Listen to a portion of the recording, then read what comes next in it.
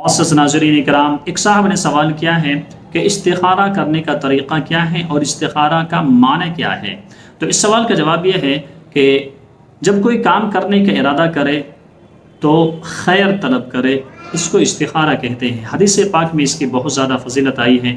اللہ کے نبی علیہ الصلوۃ والسلام ارشاد فرماتے ہیں، خیر کا طلب نہ کرنا اور استخارہ نہ کرنا یہ بدبختی اور کم نصیبی کی علامت ہے اور کم نصیبی کی بات ہے۔ کہیں رشتہ کرے یا سفر کا ارادہ کرے یا کوئی اور کام کرے تو بغیر استخارہ کے نہ کرے۔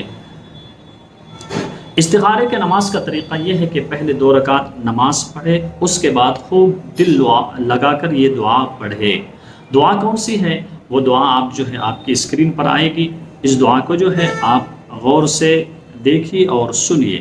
دعا یہ ہے، اللہم انی استخیرک بعلمک واستقدرک بقدرتک واسألک من فضلک العظیم فإنک تقدر ولا اقدر وتعلم ولا اعلم وانت علام الغیوب اللہم ان کنت تعلم ان هذا الامر خیر لی فی دینی ومعاشی وعاقبت امری فاقدره ویسره لی ثم بارک لی فیہ وان کنت تعلم ان هذا الامر شر لی فی دینی ومعاشی وعاقبت امری فاصرفه عنی واصرفنی عنہ وقدر لی الخیر حیث کان ثم ارزنی بہ۔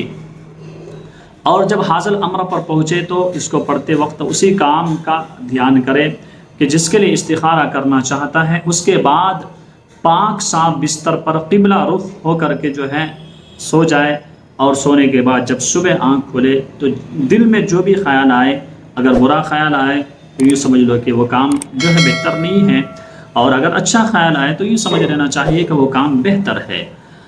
استخارہ جو ہے وہ 1 دن کرے، 3 دن کرے اور 7 دن تک جو ہے استخارے کا اہتمام کرے۔ انشاءاللہ آپ کے کام میں کچھ نہ کچھ جو ہے فائدہ ہوگا، یا تو وہ کام جو ہے بہتر ہوگا یا کام وہ جو ہے برا ہوگا۔ اگر برا ہے تو اس سے جو ہے رک جائیے، اور اگر بہتر ہے تو اس کام کو کریے۔ اللہ تبارک و تعالی ہم سبھی کو عمل کی توفیق مرحمت فرمائے۔